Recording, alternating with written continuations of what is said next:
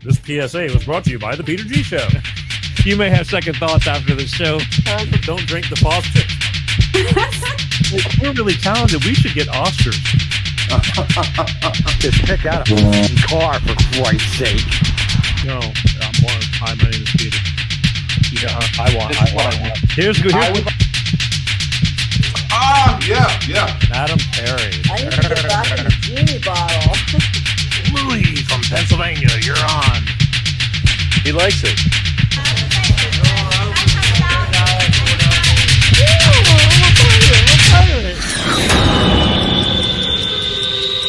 It's showtime.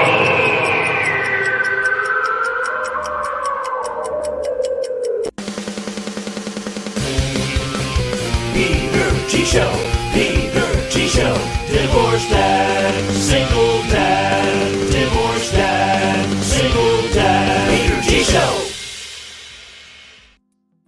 That's right, Peter G Show, and what a week it's been. Wednesday, October 11th. How the hell is everybody?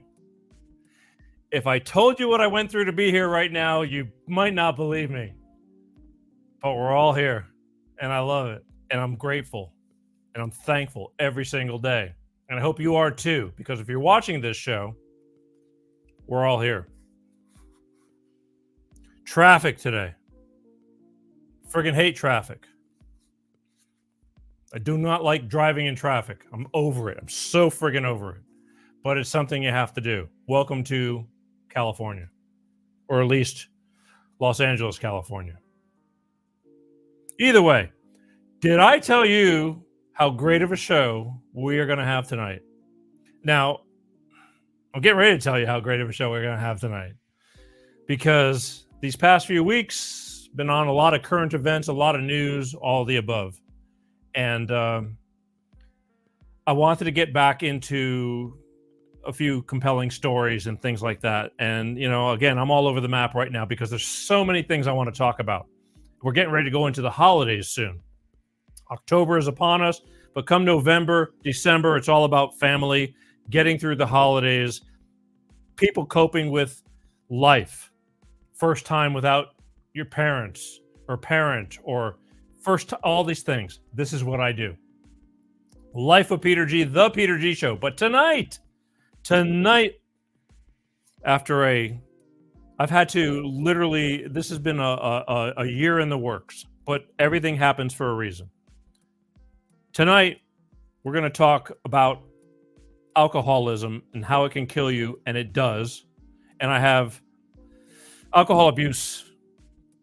You know, I'm sure everybody knows somebody who's gone through it, and either you survive it or you don't. It's a bitch. Any kind of addiction's a bitch. We talk about a lot of that stuff. But tonight, I have Miss Poppylong on this show. She's a survivor of alcohol abuse. It just about killed her.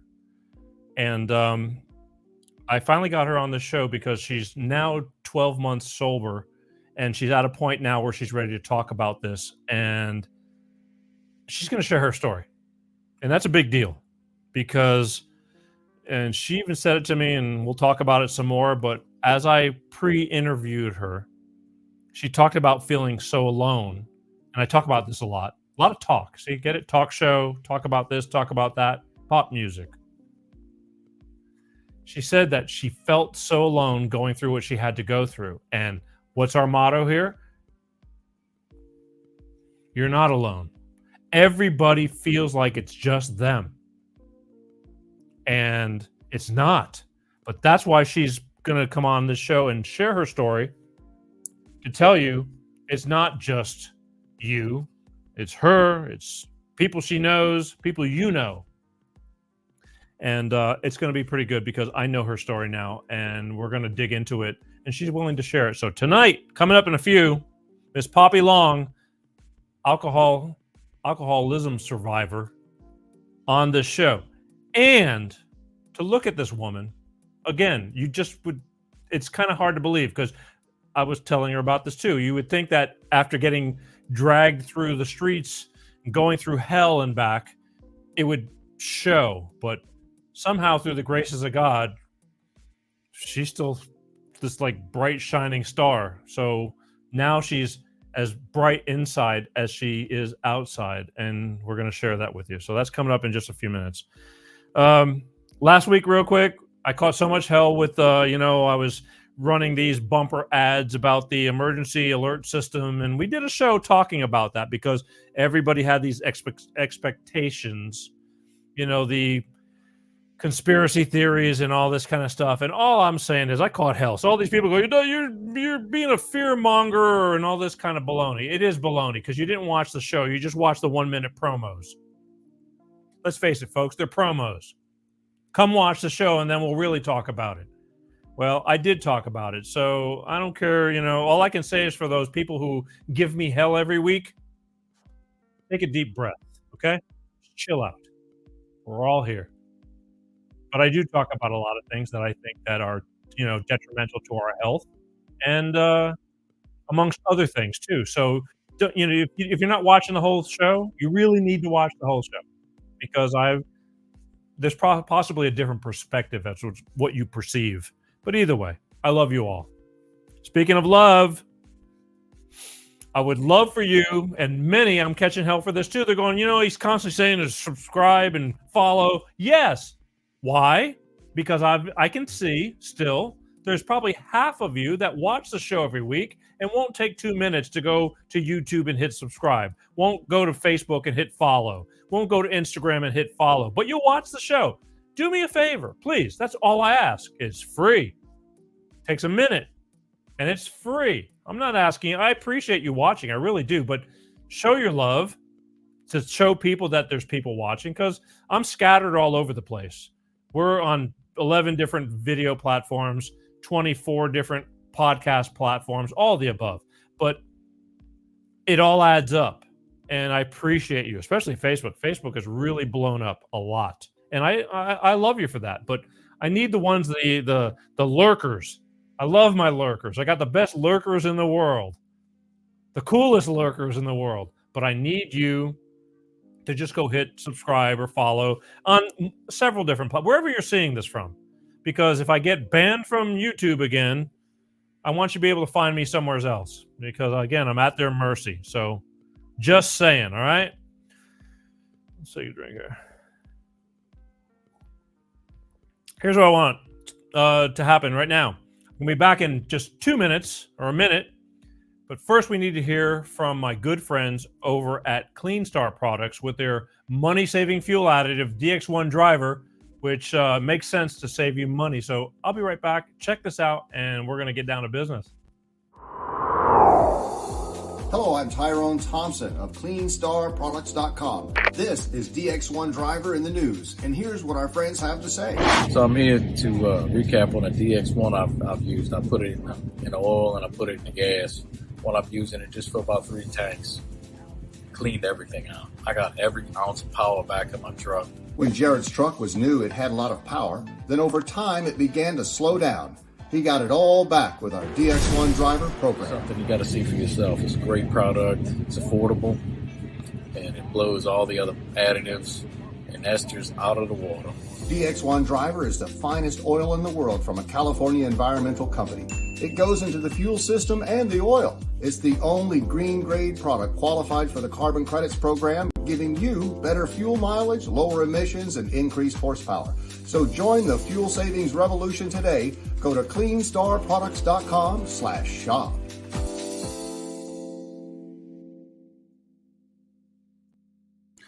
That's right, folks. CleanStarProducts.com with their money-saving fuel additive DX1 driver. All I can tell you is they have a product that works.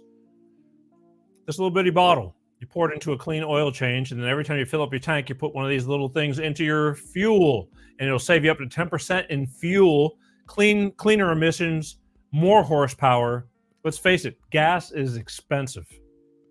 It's almost... I think there's some places that's a little over $6 a gallon here in California. It doesn't make sense. It's insane. Cars are expensive. Take care of your body, and your body will take care of you. Same thing with your car. Clean Star Products. They will talk to you. If you have more questions, just go to www.cleanstarproducts.com.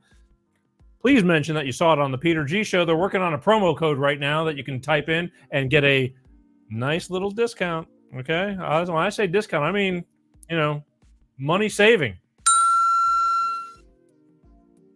Let them know that you saw it on the Peter G Show, and again, I love these guys because they know what I do and they still sponsor me. So, who's got it better than me? All right, this is the moment I've been waiting a long time for this. So, here's salute. Woo! Smooth. When I tell you that I have been after this story from this woman for quite a while, I can honestly say that I've been after this woman for quite some time to come on and tell her story. And she just needed to go through the process and get prepared to tell her story. And that time is now. So, Poppy, if you can hear me, just shake your head. I want to. Okay. So without further ado, and then we'll get into the deep dive. But from somewhere USA, I want to bring it on to you, ladies and gentlemen, my new friend to the show, and my new friend,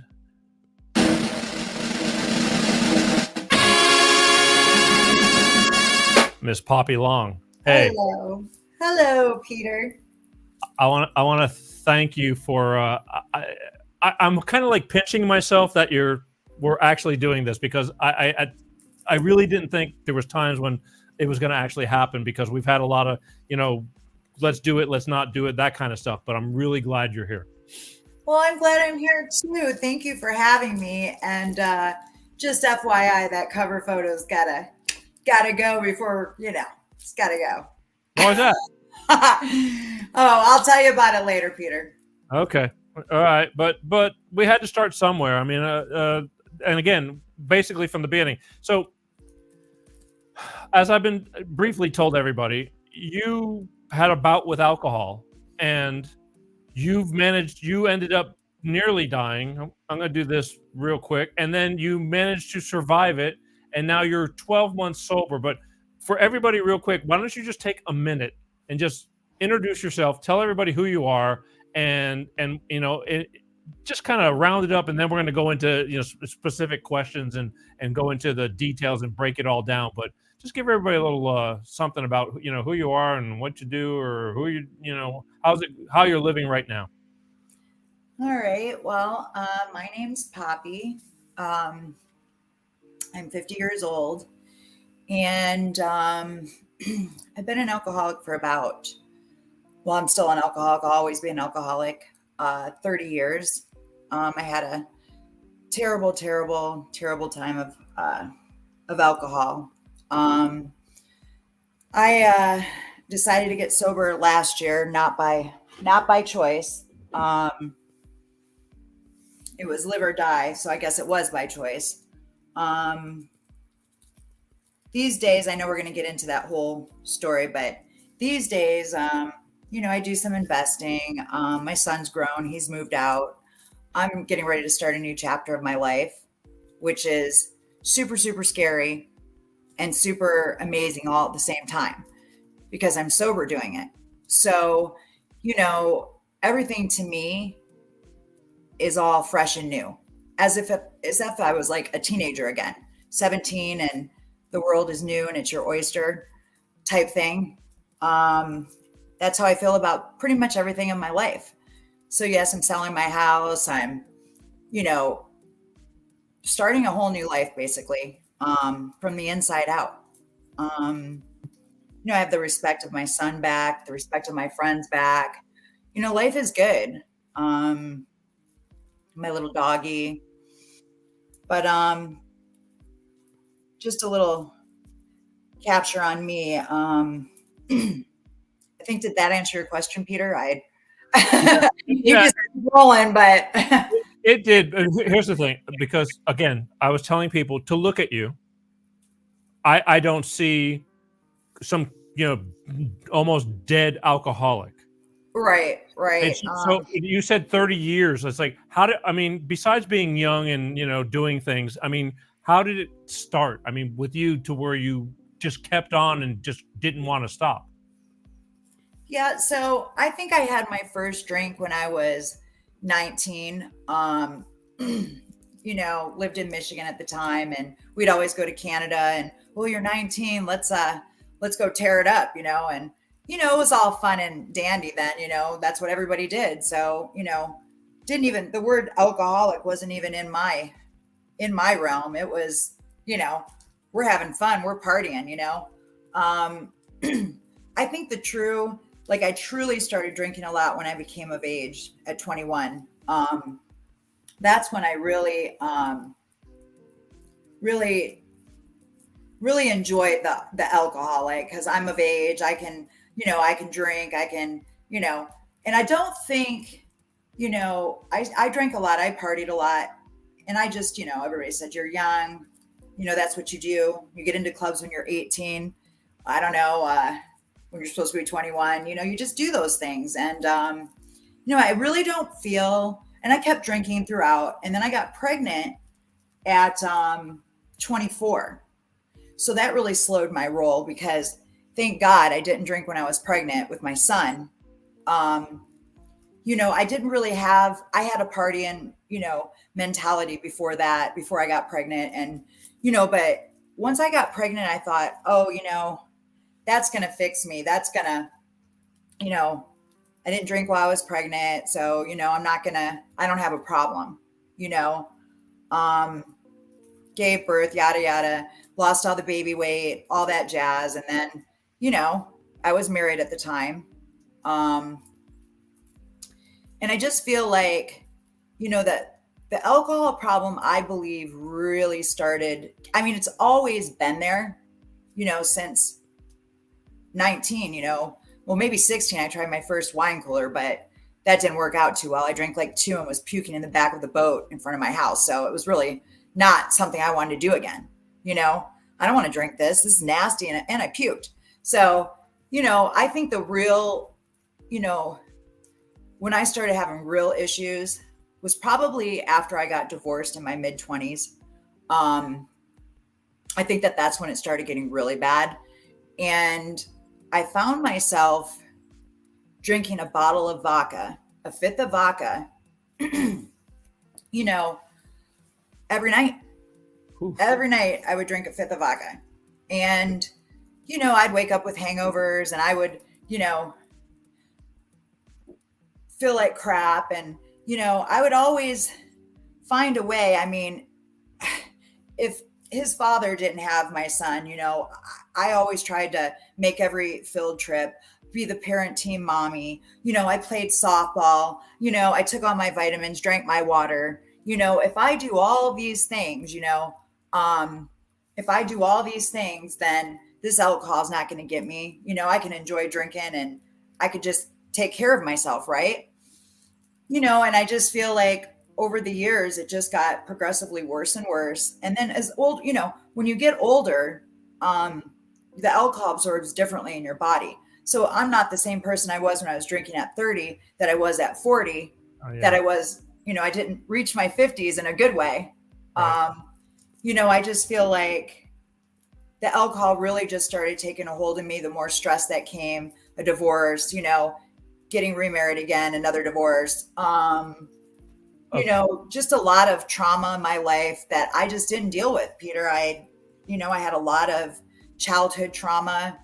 You know, I moved very far away from where, you know, I live in Arizona now. So I moved very far away from Michigan to get away from everything, thinking that, you know, this is going to change my life. And, you know, your environment really does change your life. But I just feel like it's it's just a mixture of everything that really started my alcohol abuse.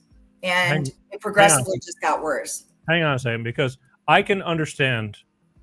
Wait, let me back it up. Because while you're telling me this story, I'm going, okay, we all partied when we were younger. Everybody, it was a different time. Now, and I try to tell my daughter, it's not the same. Like, everything is so scary nowadays. But regardless, we all partied when we were younger, probably doing it before we should have, and probably doing a lot more than we should have. But you kind of it's still under control, but you kept, when you switched over to vodka and, what'd you say, a fifth a day, a pint, a quarter a day? It was a fifth a day, yeah. I mean, you got to beat that. That's pretty hardcore, because vodka is like, the go-to see-through drink. Because growing up as a musician, I got friends, and we used to call it see-through. Having more see-through, and it's light on the calories, like the whole benefactor of the whole deal that you're looking at. It's not as you got it. But divorce. When you said now, tell me that divorce, I can understand it. Divorce. My whole show started on surviving divorce and single parenting. So you're preaching to the choir, but yet, and I know that it can drive people to drink under the table, which it obviously did with you. But to keep on going and not like either like, okay, I've surpassed that, like I got through it. You kept on going, and so what kept you going? I mean, I think because of it just stems from childhood. Anybody, I had a horrific childhood. I don't know how in detail I can get. I don't know what I can say, what I can't, but I can say. You can say what you feel. What's that, hon? You can say what you feel. Yeah, I mean, my dad, molested me at a young age. He passed away when I was 11 years old, but the scars were there. It was at a very young age. He molested me, since I can remember. I don't, know when that started. I just know when it ended. And my mom was physically abusive. She'd beat me, to the point of stitches and broken stuff. And, I came from a very volatile childhood. And I'm not going to get all emotional. I promise myself. And I think that really, when you're called, a dumb, ugly bitch, and you don't matter, and you're fat, and you're ugly, and you're all these horrific things, and you don't matter, and your life is nothing. I gave birth to you, and I'm just going to beat you and use you, and like you're nothing, that no matter, I didn't see a good childhood growing up. How I seen was with my friends in high school, or middle school or wherever. I'd go to their house. I'd go to their parents' house so I could see what love was, so I could see what family was. I didn't know what that was. All I seen was abuse, screaming, yelling, and, heartache. Right. So, I think I carried that through. I don't think I know. I carried that through for decades. You wait, let's back it up. When you were a child, were you like an overweight child or something like that? Oh no, I was skinny as skinny could be. Skinny as skinny could be, but oh no, I was called every name under the book. And when you're a child like that, I get it. You're scarred. You have both parents abusing you. Your brothers are your brothers. I was the middle only child. My mother used to dress me up in boy clothes and, cut my fingers, nails black till they would bleed, and, cut my hair really short like a boy, make me wear my brother's clothes, those type things. It was very abusive, and I didn't, I didn't get therapy when I got older, and I needed to. I mean, I was a hot mess. Okay. It was beyond that. And it took me decades and years of just abusing myself. I mean, yeah, I would go to the gym back in the day. I haven't been to the gym in 3 years now, but I hike a lot.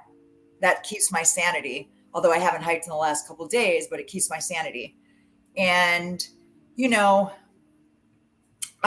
where were we, Peter G? I lost my train of thought. It's okay. There's a lot going on in there. So you divorced and then you remarried again. But again, from after the divorce, how are you handling you said you're a mother that does the field trips? Because I know I was the dad who did all that. But yet you're still maintaining drinking at night, all night until you go to bed. How's that working?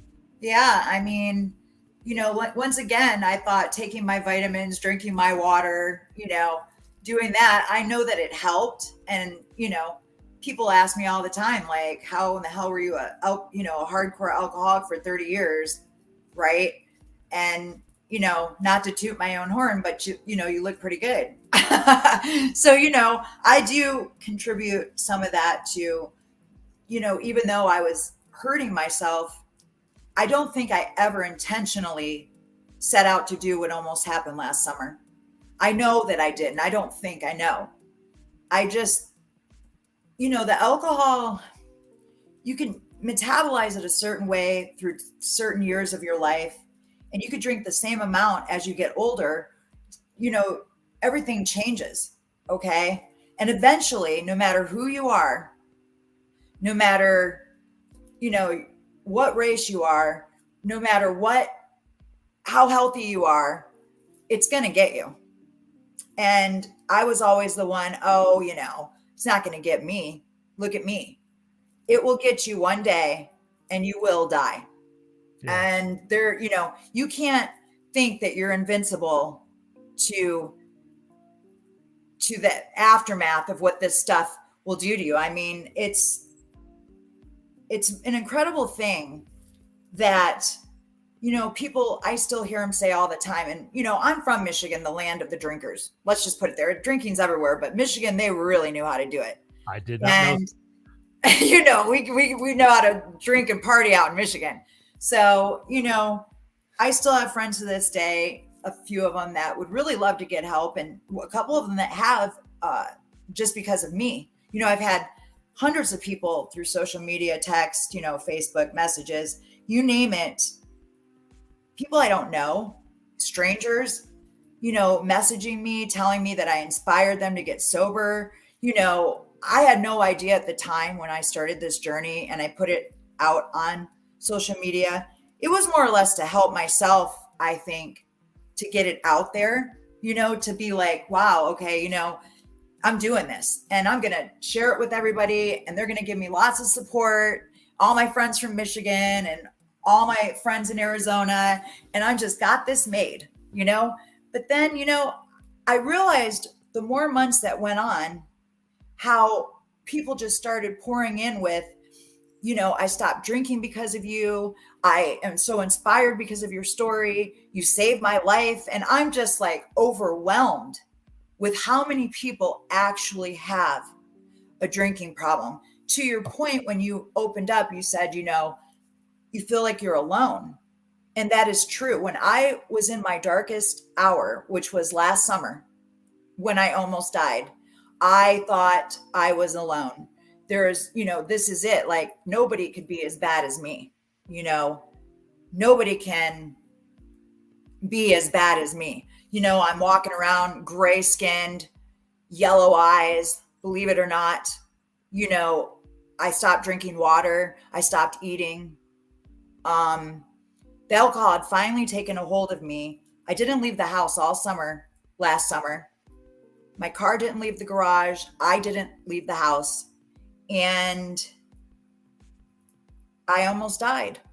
I was on my floor in my bedroom. And it got to the point over the summer, okay, that, I went to Laguna Beach the first part of the summer and, it was heavy drinking like normal. But when I got back, it was something different.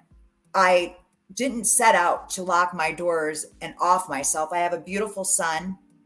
He's the love of my life. He's my best friend.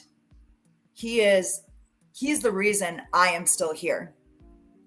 If I didn't love myself enough to save my own life, I sure as hell need to do it for him. And I could not imagine me ruining the rest of my son's life because of this awful disease I have. A lot of people do. Yeah. So I found lots of videos on my phone of me being drunk and talking to what I thought was myself. My friends didn't want to be around because they didn't want to watch me die. My son didn't want to watch me die because they all thought I was going to die. They were just waiting for the call. And, when that day came, the first rehab came last August.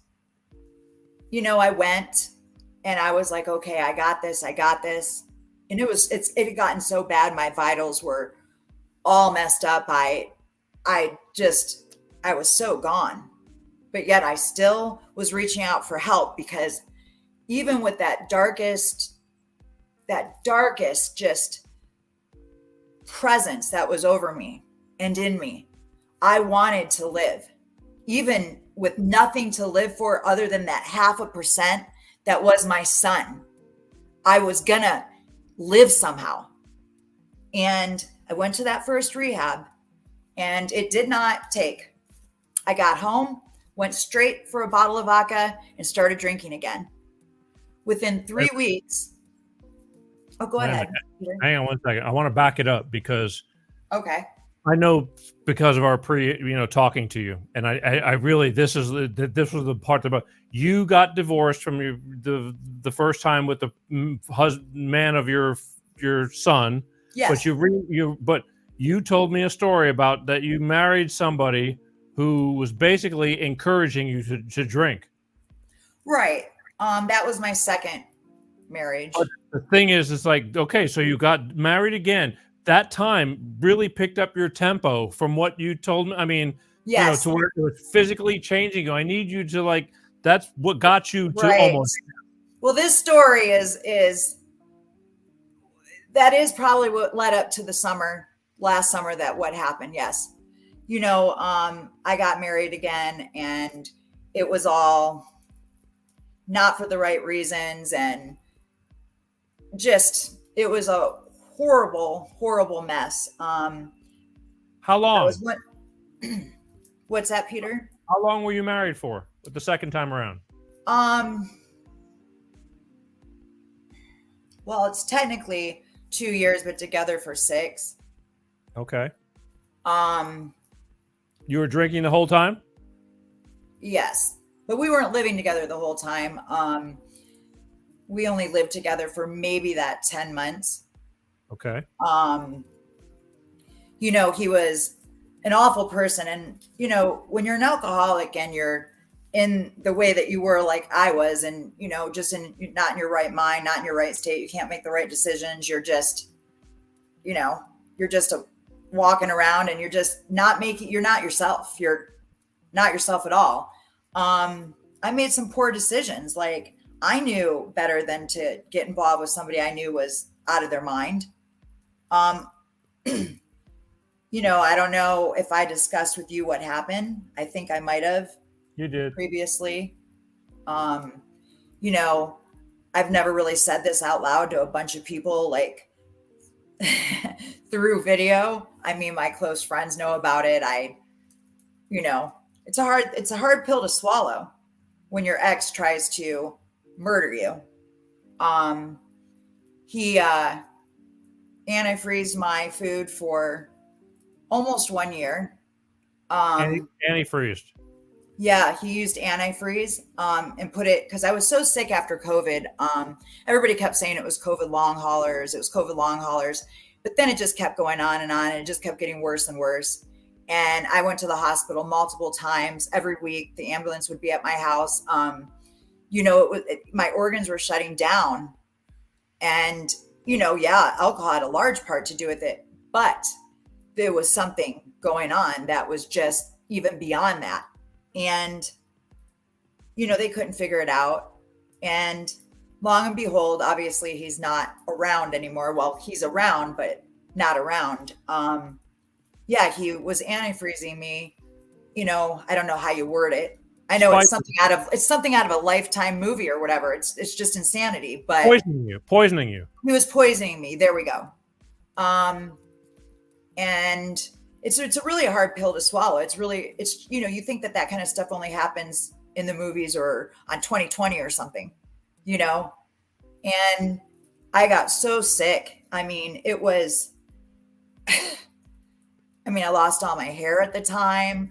I would stand in my shower and puke I wouldn't even be gagging. It would just run out of my mouth and down my body. And, that's when I kicked him out. He admitted to what he did. And obviously I found the evidence to make it 1,000 times worse. And there was, recording things. And he recorded me in my suite and recorded me. And yes, it was a beyond abusive relationship, I would say. So I think I attracted these type of people because of the place I was at in my life, I do believe. But he's out of my life. And I've moved on.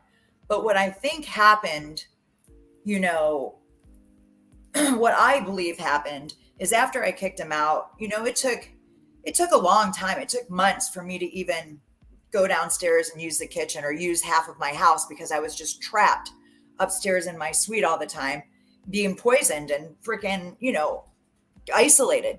Was isolated for almost a year. Wait, you told me that even though you may have been trying to stop at times, he would leave bottles at your door. Is that? Yes. So there's a table outside of my, or there was a table outside of my suite and my room, and he would leave, food out there. It would usually be soup because I was so sick. That's really all I could get down. And he would leave me bottles of vodka out there. Yes. But I believe that he was putting it through the cork as well with a needle, as well as my soup because, right. So he was getting it both ways. And, had I not found some of this stuff that he was recording under just a long story, recording devices under my bed, just this crazy insanity, I wouldn't have, I kicked him out after that. And then the symptoms stopped. I started getting better. Basically I just started getting better.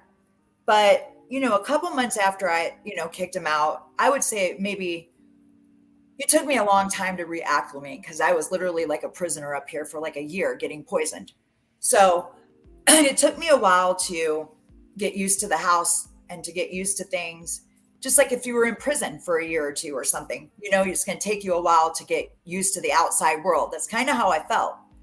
And, then that time went, and I think about a year in is when I think it was like, I wouldn't say a delayed reaction.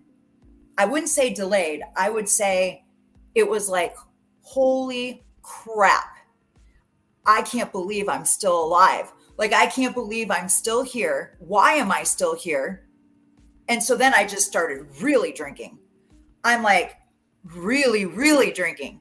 Really? And if I thought I drank a lot before, I was just, because it hit me like, why am I alive? Like, because I found that device, because I kicked him out, I wouldn't be here. He had a life insurance policy out on me. Yes, all of it.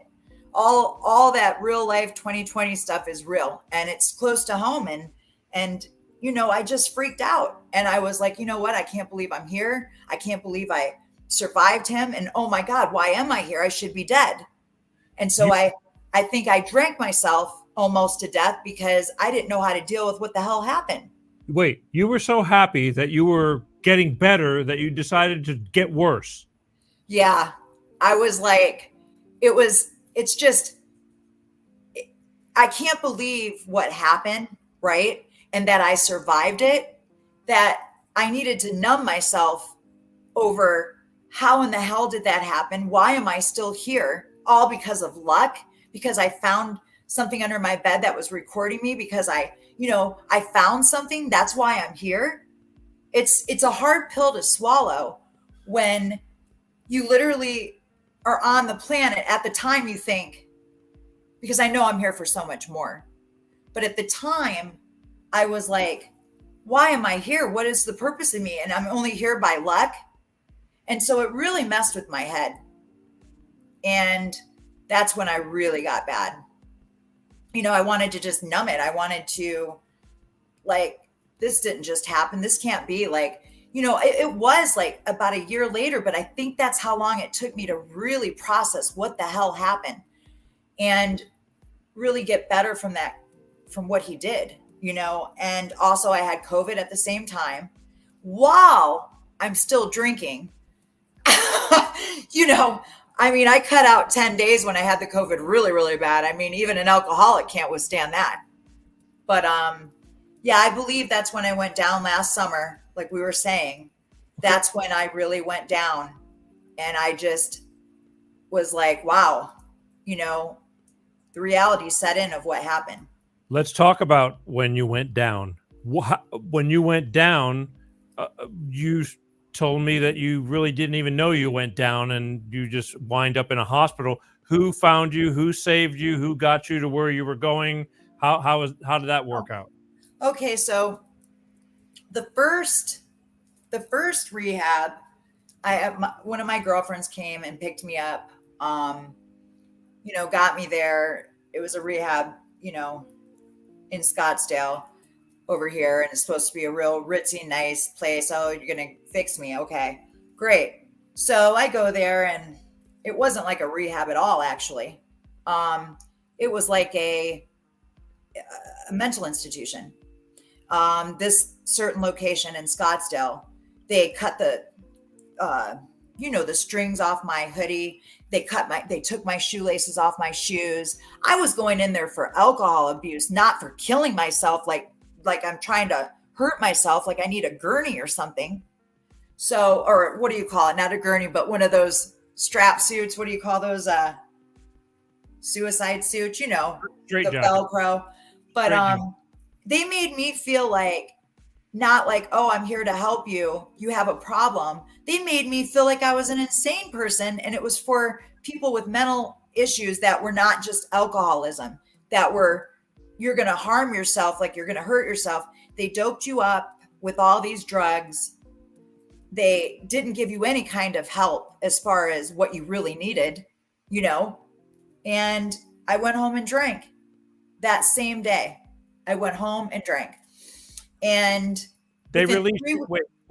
They released you. Why? They thought you were better? Well, because at the end of the time that you can be released, because there's a certain time, 5 days. Okay. I told them I want to go. Okay. And they had to, by law, let me go because they weren't hurt. They weren't helping me. Right. Okay. They made me feel worse.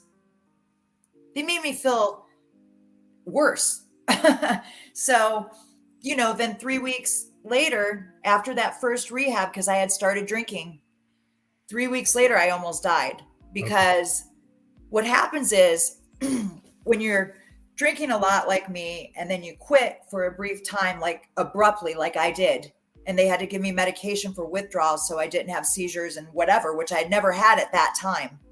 I never had any at that time, Right. or my whole life until I did.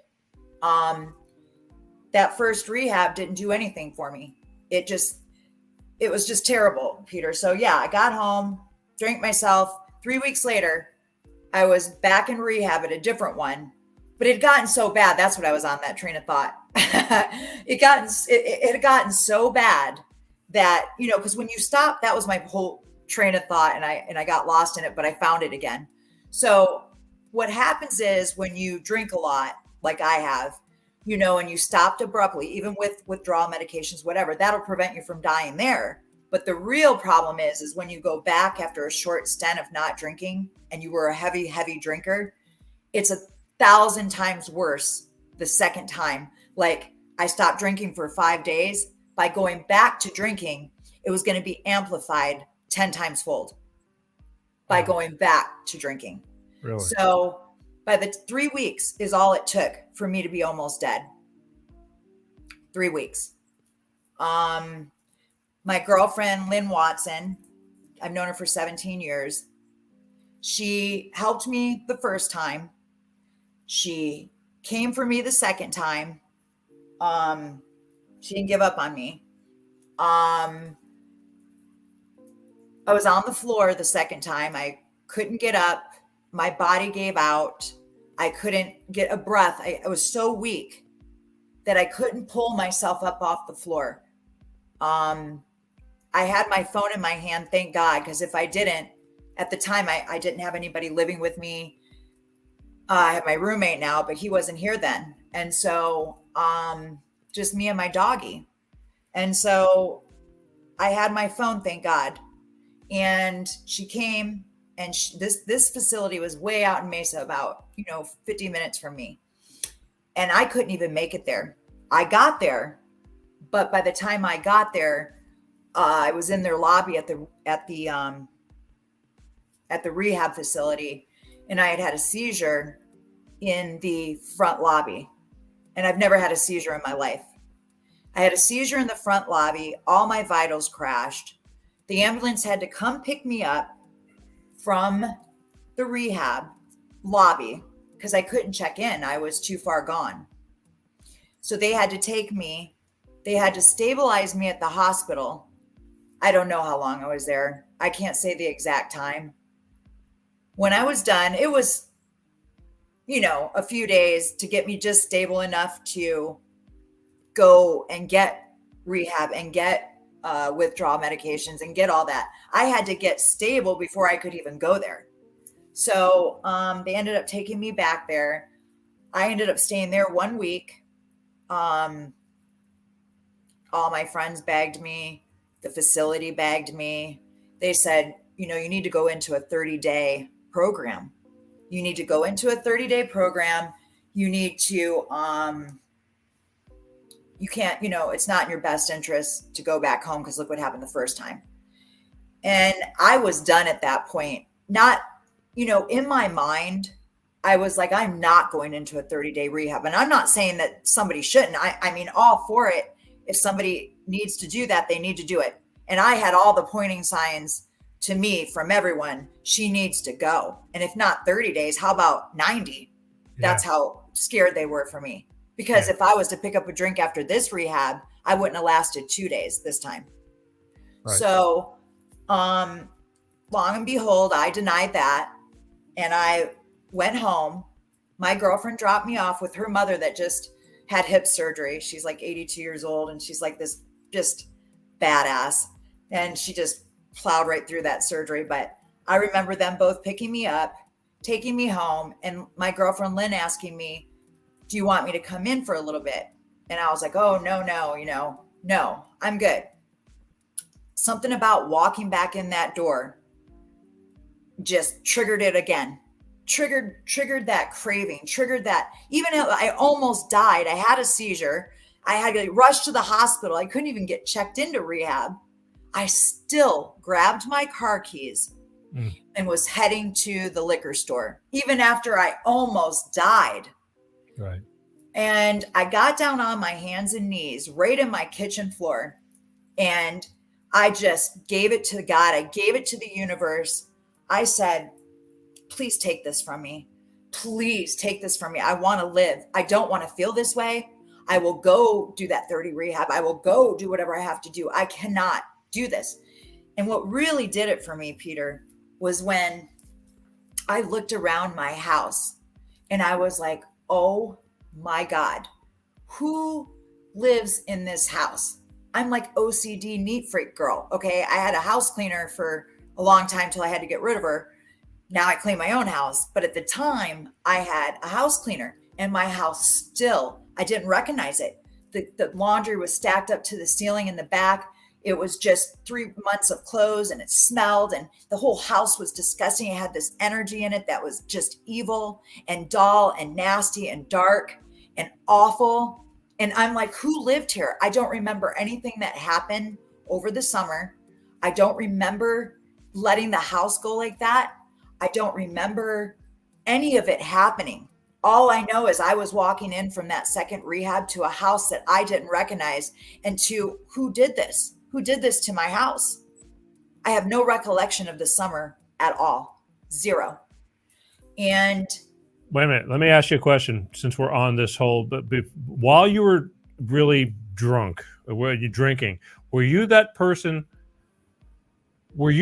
that would be drunk and start calling people and just like, not anything good, but just calling people to where people like didn't want to even answer the phone because they knew that you were drunk? And, because that happens a lot, people get buzzed and they go, oh God, I don't want to answer because so-and-so is just out of their mind and I don't want to hear that shit.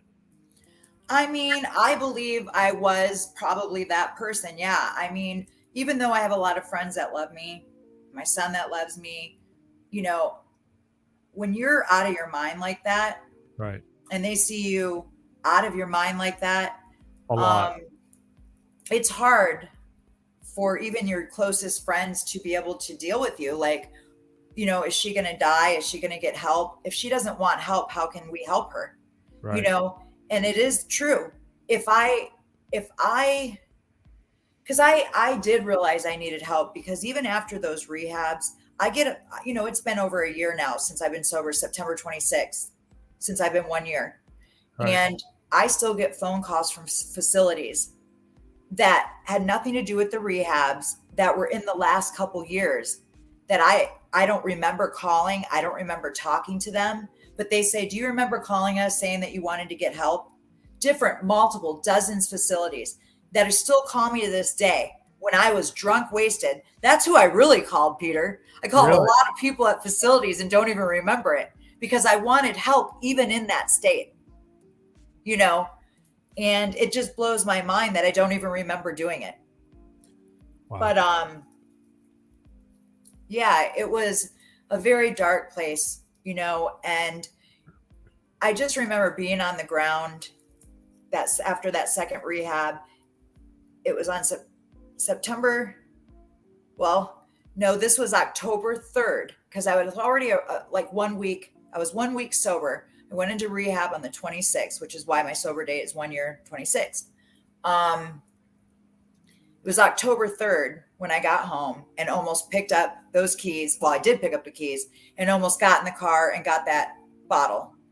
And I just got down, like I said, on my hands and knees. And I said, you know, just please, just bawling my eyes out and just pouring my soul straight out to the universe. Please just take this from me. I want to live. And I swear to you, I know some people believe in miracles, some people don't. And maybe some people don't believe in miracles, maybe because they've never had one. They've never experienced a miracle, or maybe they've never witnessed a miracle. But I'm a miracle. I'm a miracle. There's no other explanation to why I've never had another craving again. I don't attend and this is not for me to brag or for me to say that, oh, I don't need any of this, so I must be better than anyone else, or, oh, I'm stronger than anyone else. It's a miracle because I should be glued to an AA chair for the rest of my life 4 times a day to stay sober. Right. I should be, you know, disabled by it and not being able to function without it. And here I am after 30 years of strong abuse and almost dying last year. I have never had a craving again since that day on the floor. I can go to my son's, by the way, my son, the wonderful DJ kid, my love of my life, my best friend. I can go to his shows now. There's alcohol all around. As a matter of fact, Trace, mommy loves you. I know you're going to watch this and be like, oh, did she just say mommy and buddy? I'm going to call you buddy. And lots of people are going to hear this. We're going to a festival tomorrow. There's going to be about 30,000 people there and a lot of drinking. And you know what? It doesn't faze me.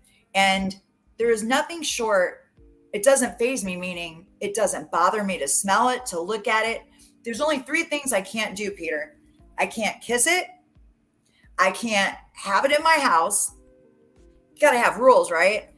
So meaning I can't date someone that drinks. I can't have it in my house. And I cannot pay for it in any way, shape, or form. Even if I take someone out to dinner or lunch or whatever, the alcohol, even my own son, I won't do it. I'll pay for his food and his meal, but no alcohol.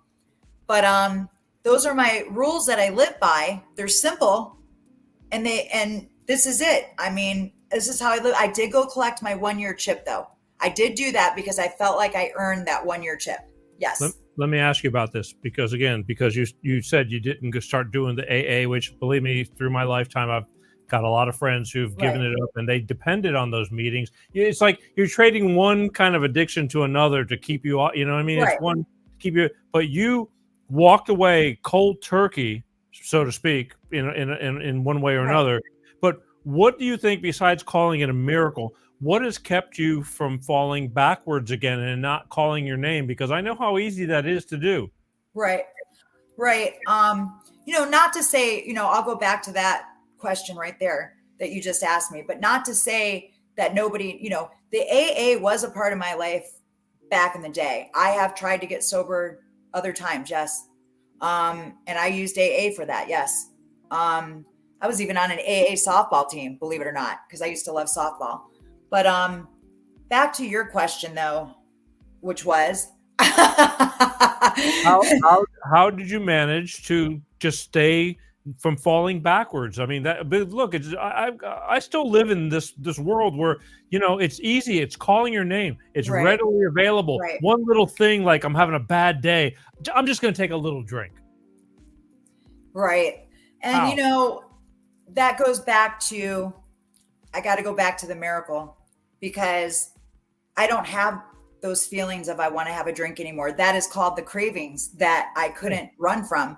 Right. That always kept me in the hole, that almost killed me. The cravings. What I do, I mean, I don't get them. I don't get them. I do get angry like anybody else. I get frustrated. 1,000 things are coming down on my head since the last year. I mean, loss of income, I'm moving, but a lot of great things too. I get to start new, I get to walk away from this house with a nice chunk of money and buy a new house in cash. I get to pay off my car. I get to buy a rental property and be a landlord for somebody, I get to own properties. This is all the good things that's happened. I have to give up things to start new. And that's okay. I had a lot of frustration in this last year, everything from fraud to identity theft to freaking your income to you got to sell your house and move. What else, man? I mean, come on. It's just pretty hardcore stuff. But you know what? I get aggravated. I get like, where you get that boiling underneath your skin, like, oh my God, just cut me a break. And then you go grab the bottle. Typically, that's what you do, right? You go drink because you're like, I don't want to deal with this shit. I don't want to deal with this crap. So, I found that, and this is, just saying like it is, I found that when that really boiling comes under me, like comes inside of me, it's like, you're just like, I don't call it, I think it's a mental thing with me. Most people revert to, okay, I'm having a craving. So, maybe it could be that, but I never put that in my head. I just put it as, I'm feeling very annoyed right now. My temper, I can feel it boiling. I'm feeling very agitated. And what the hell am I going to do about it? I don't ever use the word cravings, because I think if you mentally put that in your mind, then it's going to become real. And then you're going to have to go get that drink. And it really just hit me just saying that to you, Peter. Just now, it just hit me how true that really is. And I didn't even realize that. Instead, I go hike. I get on the mountain. I go for a walk. I get on my yoga mat.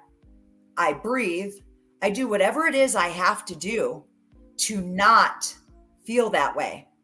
And I hope a lot of people, if I'm around somebody when this happens, I just have to walk away. I have to, it's easier said than done when, as someone would call it a craving, I call it, I'm so annoyed and I'm irritated to a really bad point.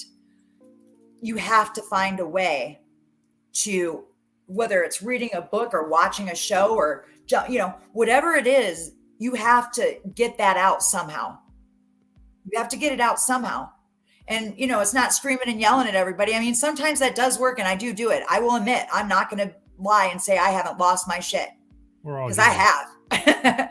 But, really exercise and a keto diet. I'm not on keto, but I was the first 2 months of my sobriety, because it keeps you from having cravings. A keto diet, low sugar and low carbs, keeps you from craving alcohol. And that is a proven fact, because I'm proving that. And I'm not keto. However, I don't do a lot of carbs. I don't do a lot of sugar. And I believe having that type of diet will help you in your recovery. I'm 100% positive about it. Cut out the carbs, cut out the sugar. You can eat high fat. You can eat high calories. I mean, I lost 40 pounds. I haven't gained any of it back. Eat high fat, just don't eat the carbs, don't eat the sugars, and, exercise. It doesn't matter if it's a walk around the block, it's a raw, you got to physically start moving. Just not hiking the last 4 days. I can feel it inside. I feel that little, getting at you like, oh, I'm getting annoyed. Like I can feel it inside of me. It's so important. I'm going to go tear up that mountain in the morning. but it's so important for exercise and diet when you're in recovery. Okay, but that's a lot of discipline. And I think discipline is the key, but it's also the hardest thing. Let's get into mentally, because again, when I introduced you to earlier, I said to look at this woman, you don't look like you've been to hell and back. I mean, you just don't. Oh, thank you. But you have been from now. I'm Right. finding out from childhood and things like that. How does Poppy overcome? Let me ask you a question. If you were to get into a relationship, does the past still influence how you interact in a relationship? Is it hindering if you were to be in a relationship, or do you think that you've managed to figure out how to let that part go to live? Because you told me you're a different person now in a year. So Right. how's that working? Well, there is a reason I believe AA probably tells you to wait a year to get involved with anybody. I really, really believe there's a reason for that. I know at 6 months I got involved with somebody. When I was 6 months sober, I was like, you know what? I'm ready to date. Let's go. I'm fixed. I'm ready to go date, Yeah, go have some fun. I had to talk about And that this afternoon. yeah, I need some love. Like, damn, I've earned it. Let's go. Yeah. Let's find a man. So, Yeah. so, I ended up dating somebody for a couple months, and of course, he wasn't, I'm not going to rag on him on, live TV or whatever, but he wasn't for me. He was so far from me that, let's just say, I wasn't ready at 6 months to make that kind of decisions about a man. And It's a that's what made my deciding factor that I wasn't ready to start dating, because 6 months now later, a year and some change sober now, I would have never dated that man in a million years. But it's the AA codependency thing too. Because I had lunch with somebody today, and we were just talking the exact same thing. Because again, I associate with people who've been through the ringer, in the music world, and still live to tell about it. And we were having the exact same conversation about going to the AA meetings and hooking up with somebody, because it's like you have something in common, and you just feel like at the time you feel bond, Right. but it's not right. Well, he actually told me that this is how bad it was. I shouldn't have dated after that, but then I'm like, okay, it was just a loose cannon again. But he literally went as far as to say that he is sober because of me, and that we were going on this sober journey together, and come to find out, none of that was true. He was on a journey. It was part of a journey, but it wasn't the sober part. And so, I made a really bad decision in that. But honestly, like I say, I'm ready now. I'm ready now, a year in, just that 6 months. I'm constantly changing every month, Peter. I'm like, oh my God, like I wake up a new person every month. I'm like, life never gets boring, because I'm like a new version of myself. I'm like 17, seeing everything new for the first time. All the places I've been before, I'm just too drunk to remember. So, it's new to me, and everything, relationships with friends, with people, with, whatever, everything's different. Like everything's changed. Like all these wonderful people are coming into my life now that I'd never have in my life now if I was still drinking. The friends that stayed with me, they're still here today, but I've lost some friends. I'm not gonna lie, That's okay. Shit happens, but your true friends will, the fact that you're still here to talk about it, it means a lot. But the old AA has more advantages. I mean, the hooking up in AA is like, hey, let's hang out together. I'm not going to dog on AA. It's not for everyone, but I've done it in the past, just like you. But honestly, if you're going to chain smoke 3 packs of cigarettes after during your breaks, I'm pretty sure that's going to get you too. You're trading Look, I've never done AA, but I've been around people. Okay. Because again, I thank God every day that I didn't have the addictive, like I don't mind alcohol, but I don't love alcohol. That's why it blows my mind how when you tell me that you could drink vodka, because to me, it's like after a shot or two of anything, it wants to come back up on me. And I thank God every day for that. But I've been around, again, being a musician, it's been in my culture. and I know everybody, and the ones who are still alive. Right. We had a conversation today. I went to lunch with somebody who, believe me, they lived as big a rock star lifestyle as you possibly could. And we talked exactly about this, and we said, but we're still here, and so that means a lot. It's going to catch up to everyone. No one is invincible. Well, true, but some people do see the light at a certain point, and some things are reversible or sustainable, Right.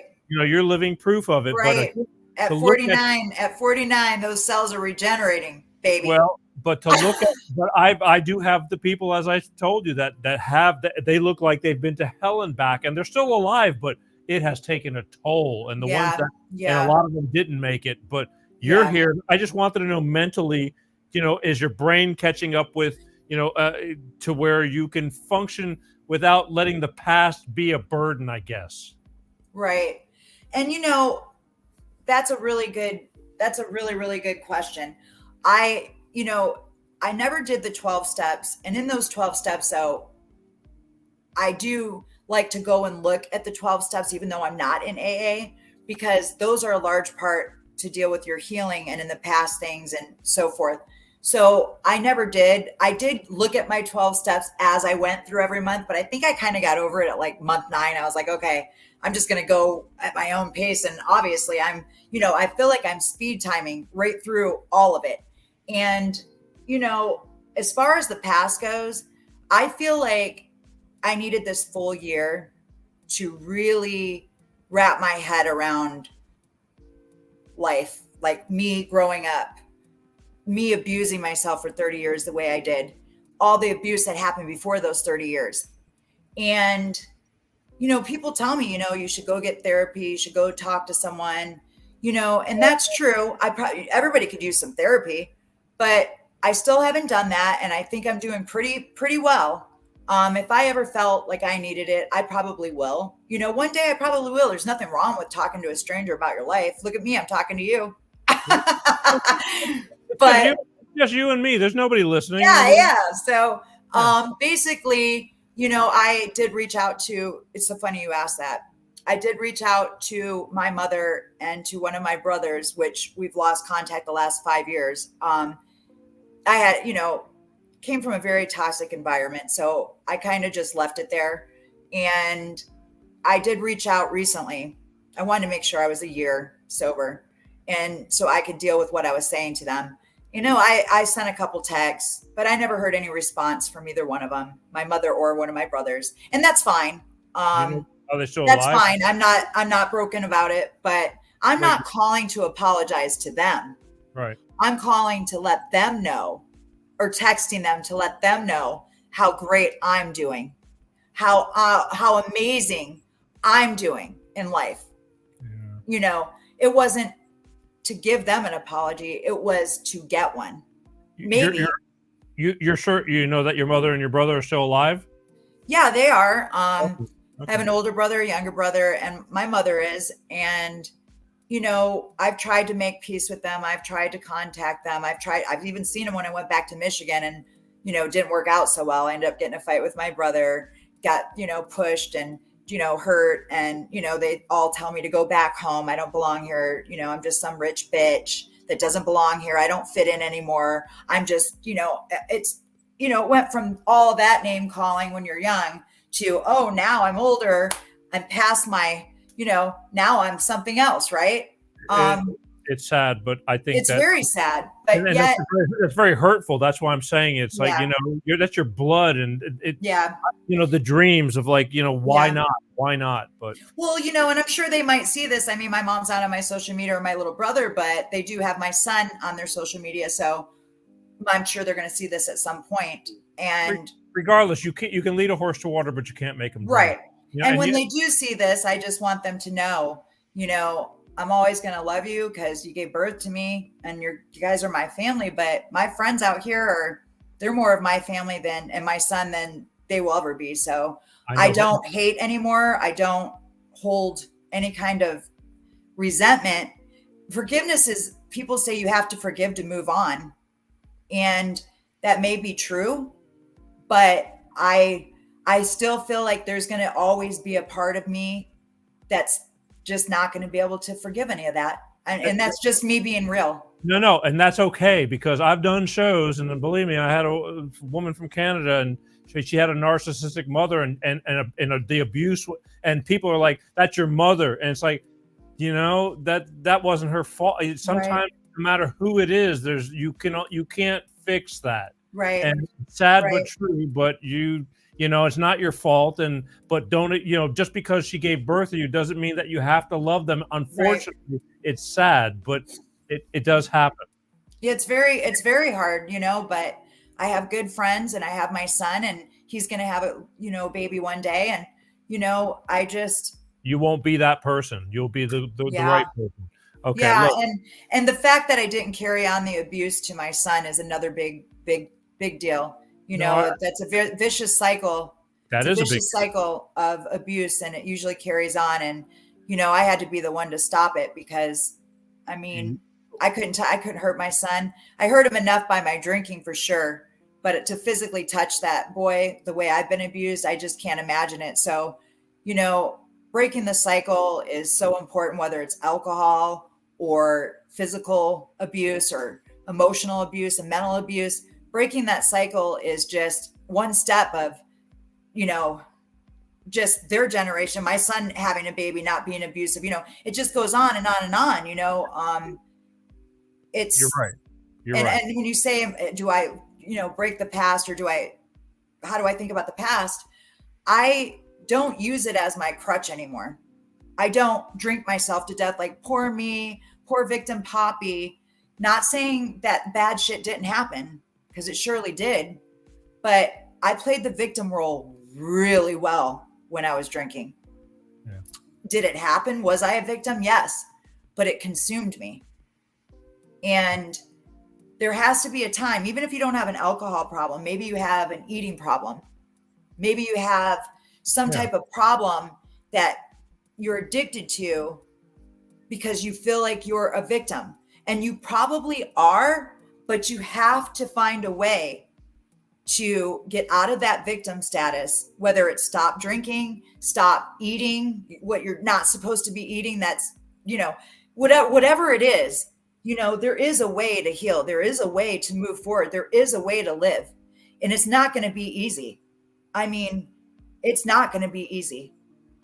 And the people that have made it through, like me, I mean, I'm so happy for them. And I'm, I don't want to cry, but It's I'm okay. so happy that there's so many people that can survive and can live, and that I have helped just personally with my story. And I'm so happy to have the respect of my son back.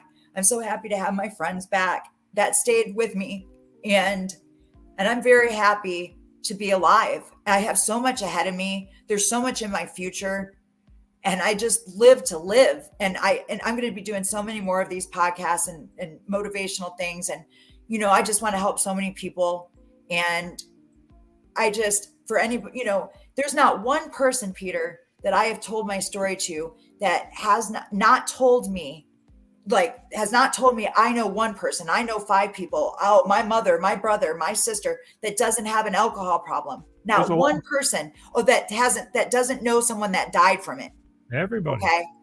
And so I should be here. And that's what I have to say today. I should be here. No longer, why am I here? Like my mentality, like I had in the past, like, why am I here?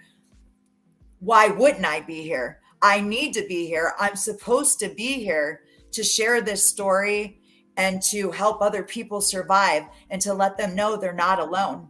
That you'll never be alone.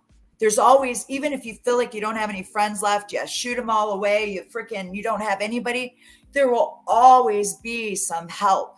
There will always be some help and people that care. Okay. They may not know me, but just by watching this, I'm telling them that there will always be some help. And I'm here today because I wanted to live. I wanted to live. And even if I couldn't live for myself, I lived for my son. And that's why I'm here. Some people miss the boat, though. They missed Yes. the boat. My thing was, my question was, because after so much damage, when it's instilled in you, bearing the like anybody dealing with you in the future, because I've lived it myself with like dealing with people who you're bearing the cross for the past.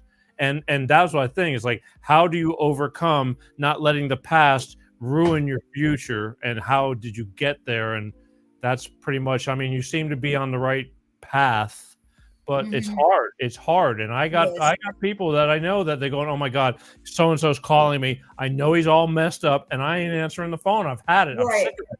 Well, and then they there's die. There's a lot of ways that you can move forward. And, I feel like who you surround yourself with is super important. They say misery loves company, right? That's easier said than done, though. When you're in that state of mind, you don't know any better.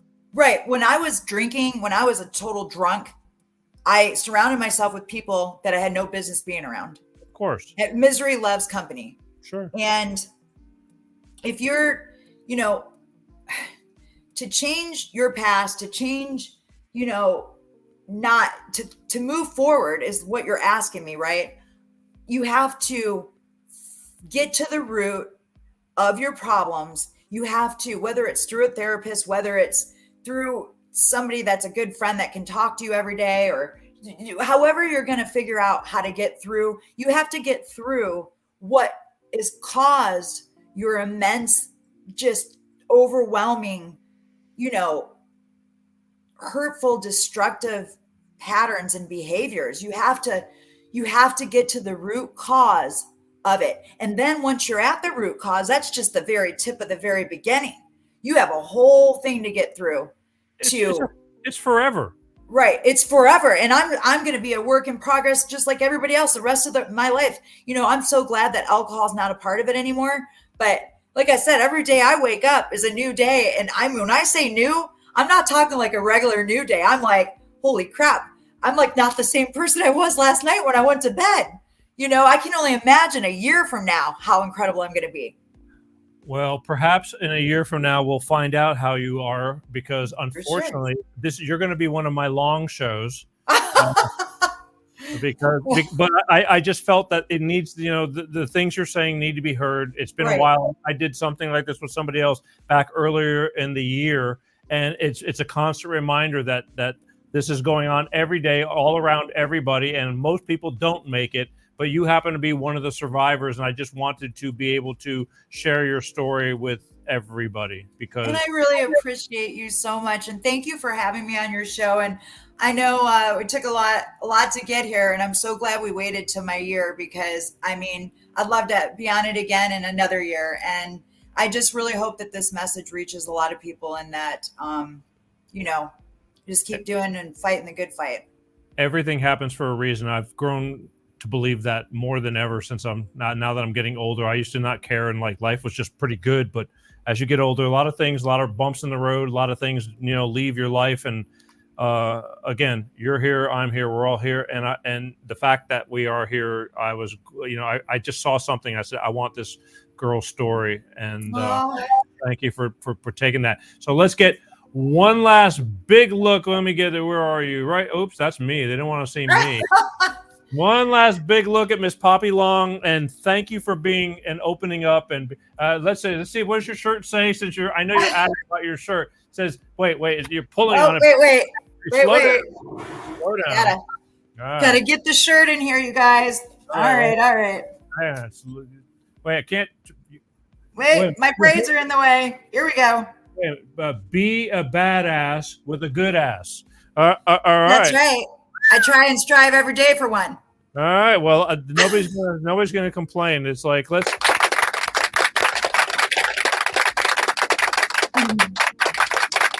I will. Thank you.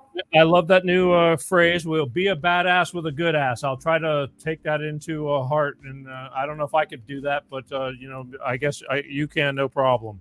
So again, thank you for your time. And we'll be in touch, and we'll check on your progress, but hang in there. And again, I just guess, thank the universe, God, whatever you want to do. But, this conversation might not have been ever if you had not seen that light that turned you around. So all I can say is you're here for a reason. So that's right, Peter.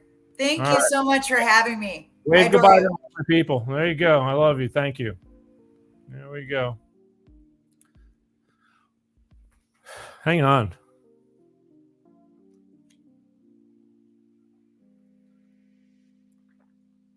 Ooh. See? Looks are deceiving.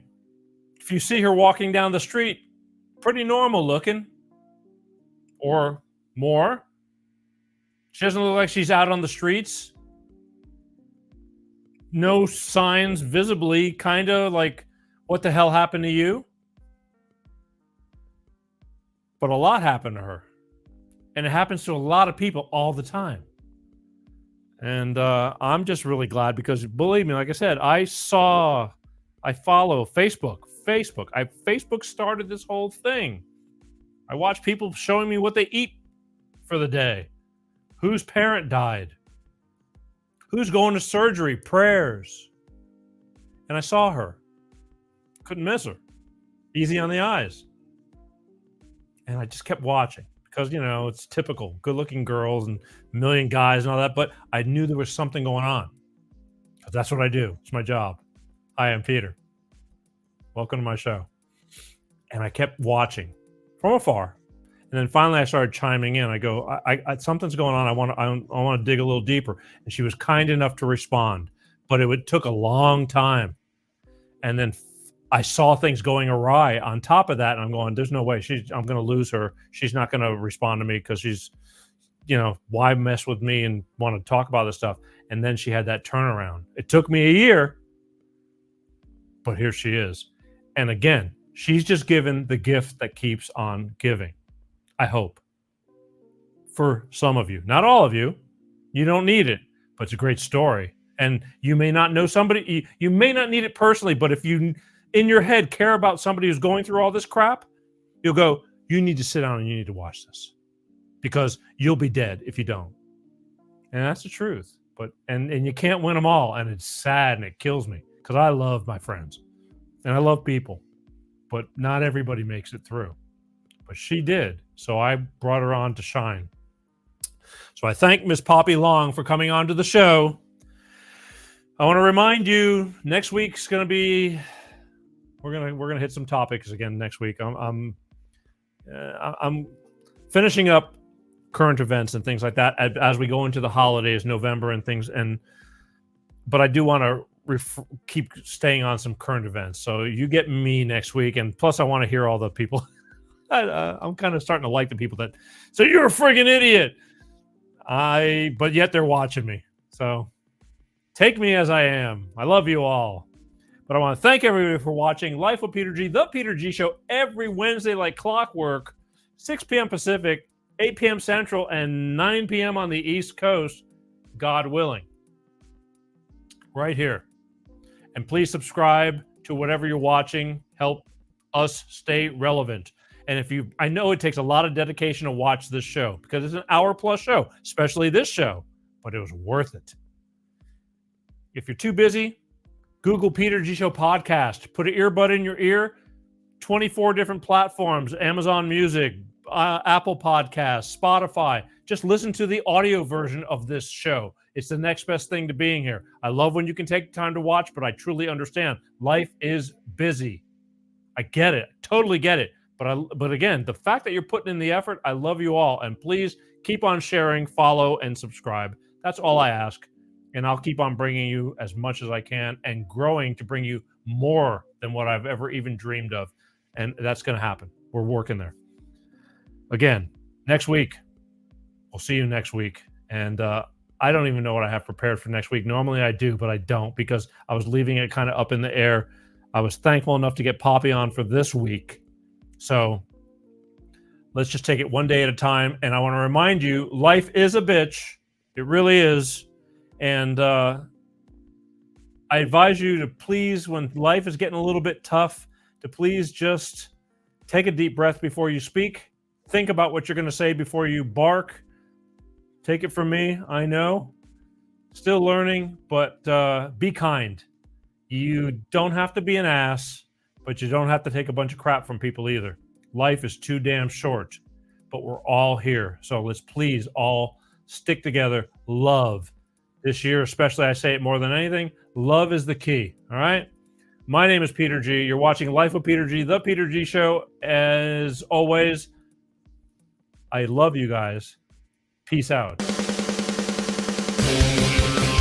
Peter G Show, Peter G Show, divorce dad, single dad.